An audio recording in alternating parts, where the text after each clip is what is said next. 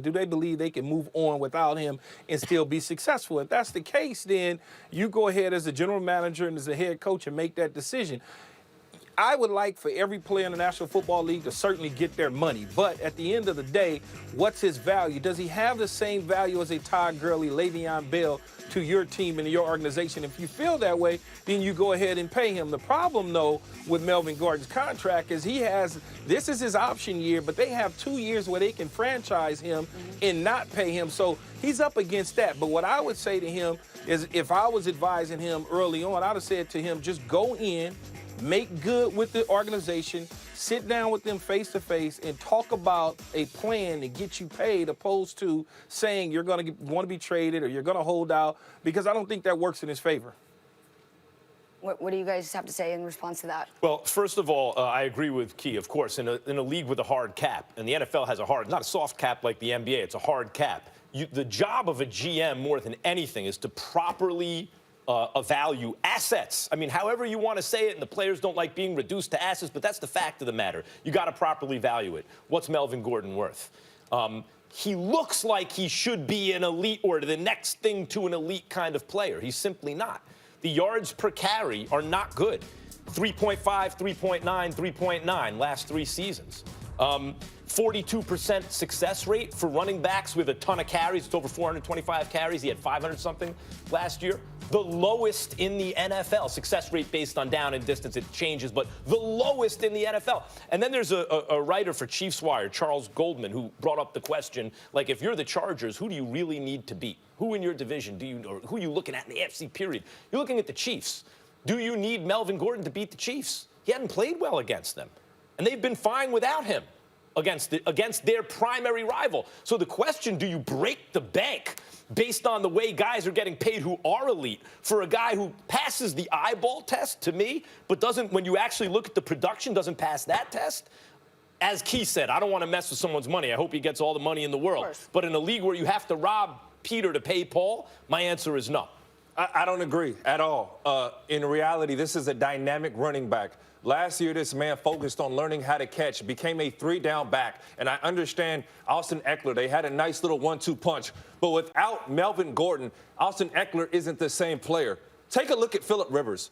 Phillip Rivers isn't getting any younger. In fact, he's falling into that Tom Brady, Drew Brees role where he needs the run game. He needs the play action to be there. And the one thing that Gordon brought to his game when he catches the football coming out the backfield, he gets to catch and go. There's one defender in front of him rather than fighting against an 8-man line, an 8-man box. So when I'm looking at Melvin Gordon, what he brings to the table, I'm looking at Le'Veon, I'm looking at these dynamic running backs. You have to pay this guy. And I hear you, Key. You can franchise tag him. You want to be realistic. The L.A. Chargers have a chance to do something special in L.A., so you got to take care of this man. Well, I think, Ryan, you certainly want to keep your best players because they give you the best chance to win.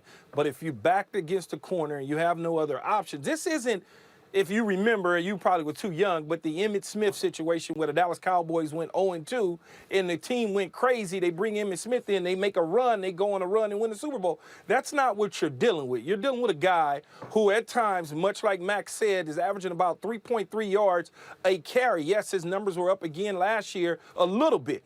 He missed some games. They were 4-0 without him. So when you're looking at that, if I'm a general manager, president of a team, and I'm looking at all these sort of things, can we beat Kansas City? Can we win our division without Melvin Gordon in the lineup? I like an old guy like Phillip Rivers. This team is still about Phillip Rivers regardless. Key, athlete eyeball test. Question for you. Athlete eyeball test. Football eyeball test. To me, Melvin Gordon passes that like you're like, okay, he can play. Yep. But somehow the production doesn't show up on the field. And Ryan's talking about maybe he's victimized by circumstance or whatever else. But to me, in a league where running backs are cheap, you can find running backs everywhere. What do you say? Does he have elite potential? Does he pass the eyeball test for you? He passes the eyeball test, and circumstances change in sports in general. You know that, Max. You can be with a certain type of team in a certain system and an offense, and you can look fabulous, and you can go somewhere else and look like trash. The situation is a little bit different. You got to remember, Coach Lynn's coming over here. This is only his 2nd year. So this is now Melvin Gordon's 3rd year with Coach Lynn. this is the year to make a break year for him in terms of production on the field. And I think he'll give you that, but we're talking about his contract. Do you pay him the same type of money that you're probably going to have to pay Ezekiel Elliott, or Todd Gurley, or Le'Veon Bell? That's insane to me, no? No, it's not. It's not, because it's where the numbers are. It's just, do you want to do that? Do you I'm want saying, to make is him the highest he paid? in that cat? It's like, to me, there's that category. Every single running back that's a starting running back on a team is in that category, or else they wouldn't be a starting running back. Just because his statistics don't say such, he's the guy that they lean on in the running game. But what I'm saying is there are tiers of players, right? Like there are levels to this, as Meek Mill said. He's in the tier. He's in the tier, I'm Max. saying the top tier to me, you talk about Zeke, Gurley, Saquon, who's going into his second year. There are guys like that where you go, oh, this is a little different. Then there's a tier under that. I would say Christian McCaffrey or someone like that. Is he even in that tier? But, Max, even with that, you're saying a tier underneath. It doesn't matter, because the marketplace is the marketplace. And when you say, here's a guy who has now performed at a certain level and the market is there where running backs are making this type of money, you can't argue with him and his agent and say, well, his numbers are lower than his. Okay, so what? Do you value him is all that matters. How do you value him? Do you value him as a major asset on your team, or is he just another back? And if you feel that he's just another running back, then you probably should move on from him and get another guy. See, but here's the big thing. In that system, you can't replace him.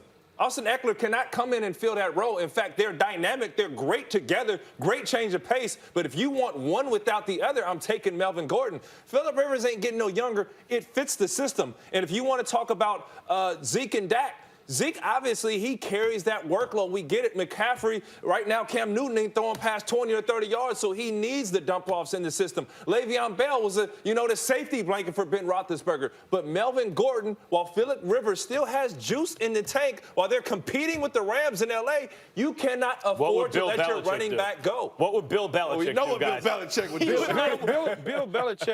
Bill Belichick will use him as far as he can, then he'll move on from him. But that's the New England Patriots system, and that's New England's way.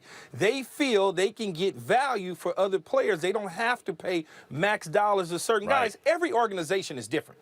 Every single organization is different. What I'm saying is, Key, if he does certain things, like the best thing you could say about him, if Ryan Hollins is correct about this, like he turned himself into a 3-down back, you need him in your system. The best thing you say is you save a roster spot, because you now need fewer players to achieve the same kind of threats on the field.